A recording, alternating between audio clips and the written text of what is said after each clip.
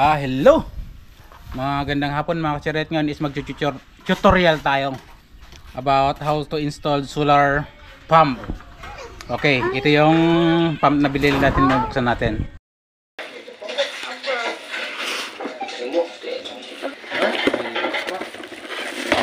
Wow! Ada po yung valve na eh.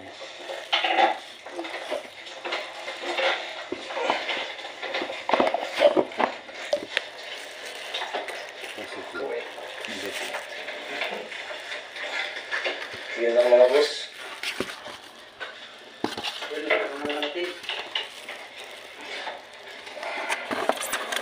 Gandang suhingan ni Kuya Ariel Pepperman. Ayun ang laki.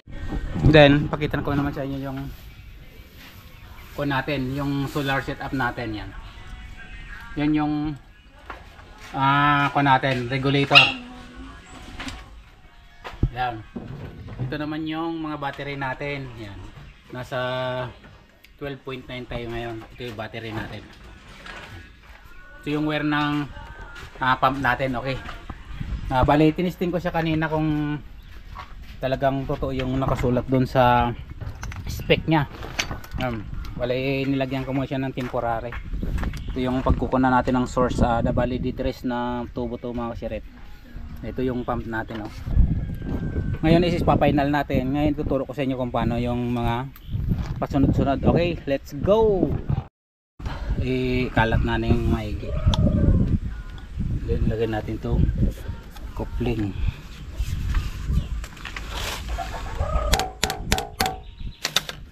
Okay, sukat natin ngayon yung niya elbow.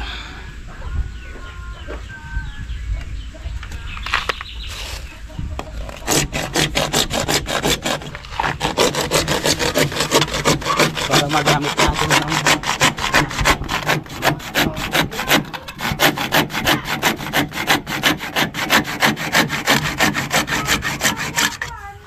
okay.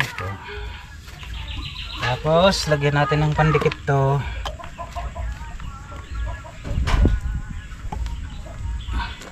Para walang singaw makasirit yung gripo natin. Fix natin.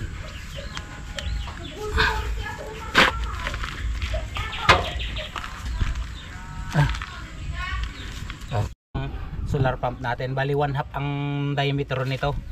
Yan, putulin na natin, talagyan natin ng puting valve. Napakalaking tulong nung puting valve mga kasiret. Pag hindi natin nalagyan ng ganon, ang hirap umakyat yung tubig. Ito naman yung natin, puting valve. Ang mahal dito mga kasiret, 1/2. Bali na 600 yung nya, yung isa. Ito mga kasiret, lagyan natin to ng mill coupling. Huwag magulo, focus. Ito yung tinatawag na mill coupling mga kasiret. Plain dito, and then may with thread dito na siya ilalagay, pero kailangan natin na lagyan ng tiplon kasi tingnan mo yung camera, pag walang tiplon mga kasiret, dahan-dahan na mahuhulog yung tubig, and then pag binuhay natin yung solar natin, ang tagal umakyat yung tubig. Kaya kailangan silyado yung pagkakalagay natin ng puting valve natin, yung walang maglilik. Yan, ganyan lang maglagay ng yan, iba-iba, maraming paraan, kanya-kanyang diskarte yung mga tubiro. Itong vlog na ito is disclaimer lang para sa mga newbie lang to. Doon sa mga magagaling na, comment down below kayo para matutunan ko rin yung mga teknik nyo. Ayan, lalagay natin to. Ayan, iikot lang natin ng ganyan. Ayaw. Ayan, higpitin lang natin ng maigi. Kamay na lang kasi plastic lang naman to. Ayan, mahigpit na masira. Tapos papasok na natin dito sa dulo nito. Dito mga kasirit, lalagyan na natin siya ng pangdikit. Ito lang yung lagyan natin ng dikit para hindi malagyan ng dikit yung kuha natin, yung valve. Ito mga kasiret, pag nalagyan ng dikit yun hindi siya mag-u-open. Yan. Bali ko to stainless and bronze. Let's go. Hindi naman nakatutok dito sa ginagawa ko, but yan, pasok na natin, ikutin natin. Yan, tapos idudugtong natin dito mga kasirit sa coupling, kasi isasabay na natin dito siya sa 1 and 1/4 na pipe na para kumasya. Okay, let's get it on. Yan. Ngayon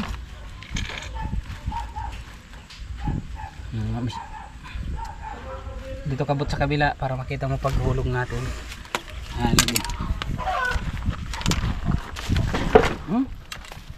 Talian muna natin dito mga kasiret to para hindi siya maghiwalay. Yan. Para hindi maghiwalay pag hinulog natin.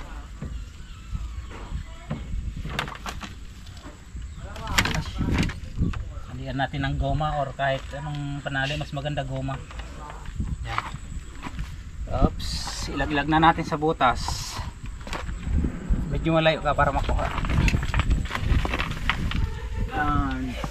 Balang lalim pala nito mga kasirit is nasa 1.5. Ito nasa 6 meters yung kasirit lalim nitong ko natin.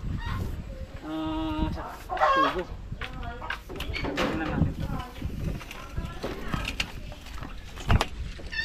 Parang kayo niya siya. Yan. Ando na siya. Ando na siya. Ando na siya.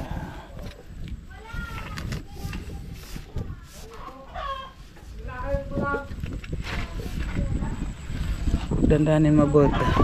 Yan, hawakan natin na maigi, baka mahulog sa loob. So, mahulog yung tubo natin. Yan. Lagyan natin ngayon ng dikit. Itong elbow.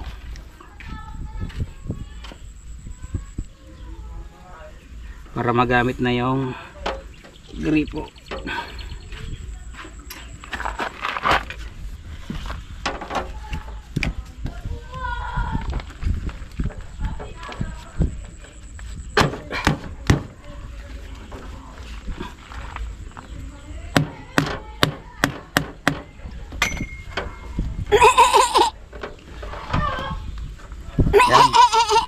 Na-set up na natin makasirit yung gripo.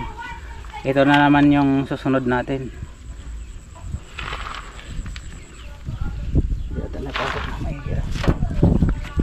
Okay.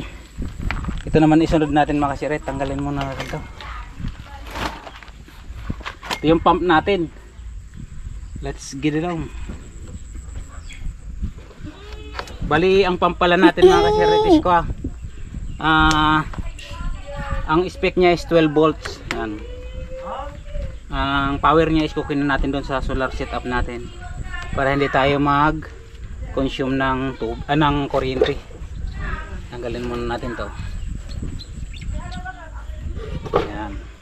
Bali papalitan natin to mga kasirit to. Yan. Papalitan natin siya ng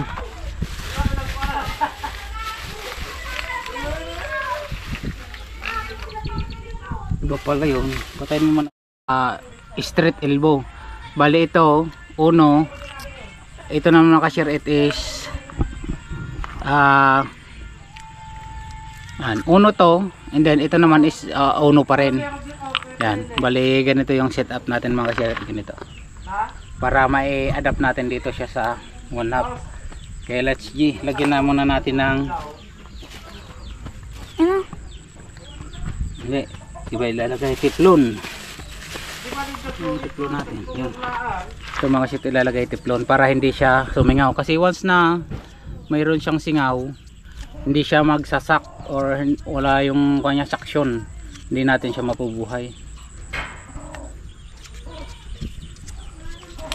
I-thread natin dito.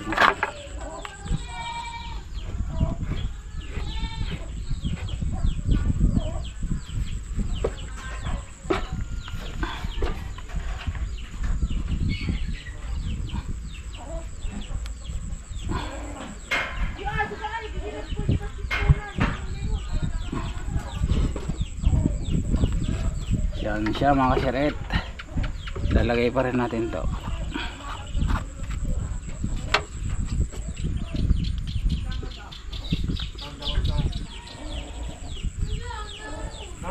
Ilalagay natin to mga kasiret para makikita natin kung humihigop siya ng tubig to. Lagyan natin siya ng teflon kahit para hindi siya mahigpit ay hindi siya nagkakaroon ng singaw.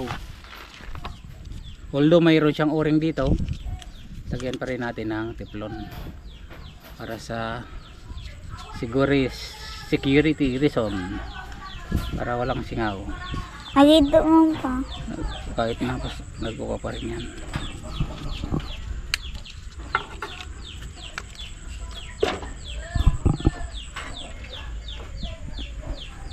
Ito sana ang problema, baliktad na kailangan ng marami.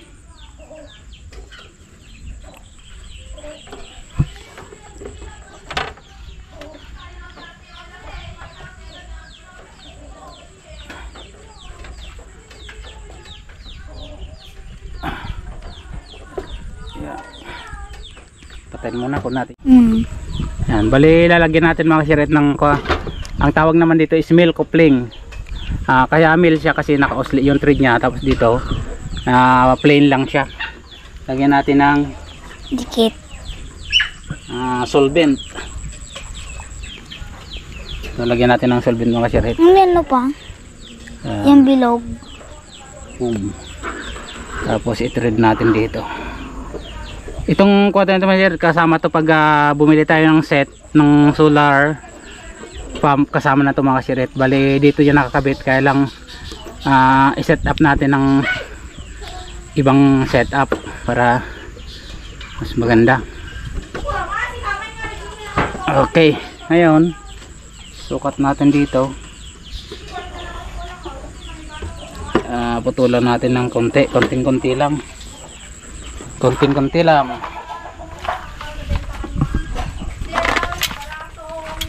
Gamit naman tong natin PPR cutter,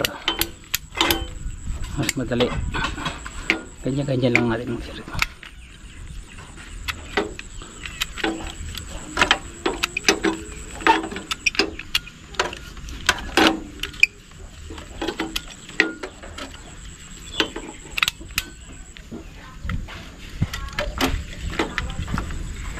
Okay, then lagyan natin ng Dikit.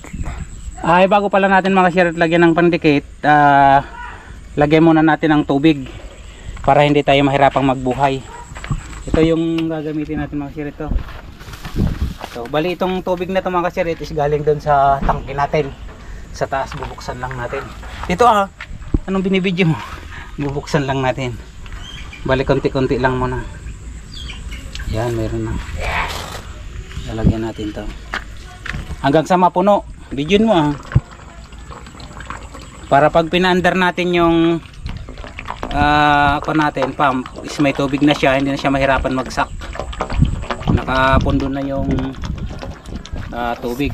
Ito yung function ng yung pot valve, kaya nilagyan.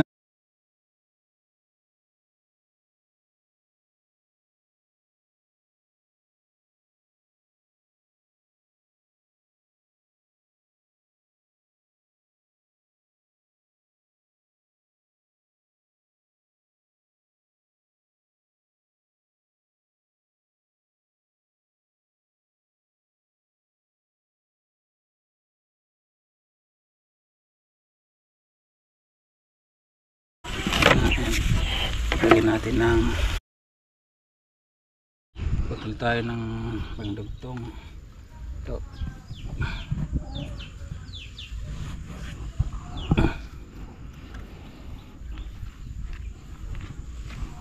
Dagan natin dito mga siret.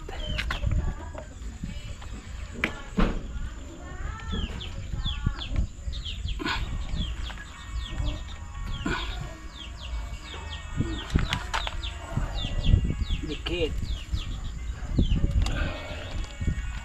Tutok mo. Hmm. Yan. Meron na mga kasiret. Ngayon, testingin natin mga kasiret. I-on lang natin tong kwa. May tubig ko ba? I-on lang natin tong kuryente dito, yung kwa dito, supply. Tingnan natin tong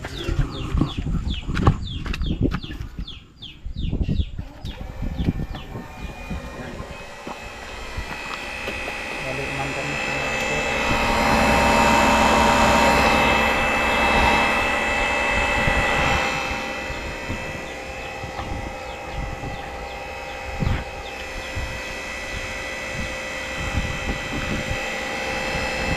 Wala namang tubig. mamaya. Bubuhayin pa natin.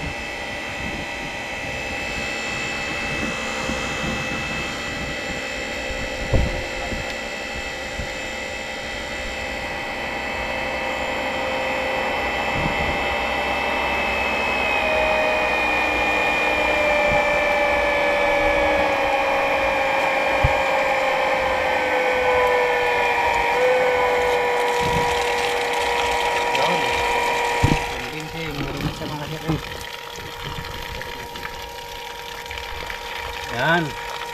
Yung mga kasiret ito. Ito na yung setup natin. Yan. Yan lang sa mga kasiret ito. Yan. Marumi. Makikita nyo mga kasiret ito. Gumagana na yung ating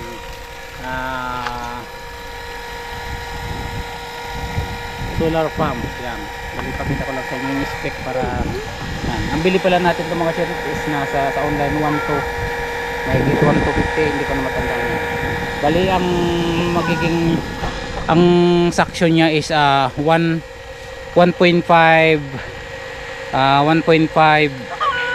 cubic meter per hour. Yan, kasi maliit lang sila mga shirt. 12 volts sa motor pump yan. Sa pag-install nito sa wiring naman, hindi naman kayo mahihirapan sa wiring mga kasirit kasi nakalagay dito yung itong pula. Yan, itong pula is positive, tapos itong black is negative. Yan. Dapat pag naglagay kayo nito ng connection is tandaan nyo talaga kasi pag once na nabaliktad natin to, masisira to ng ating motor pump. Yan lang mga kasirit. Sana magustuhan nyo ang ating mixing vlog. Sa mga mahilig sa tutorial, tutok na kayo dito sa Makoy Speak TV channel. Palagi tayong magkakaroon ng tutorial. Sisikapin ko mga kasiret. Okay, bye-bye.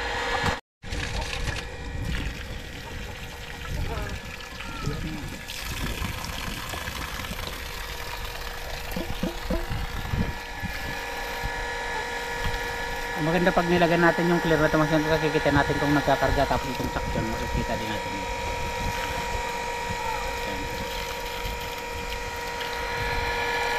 Ganyan lang siya napakatahimik. Okay.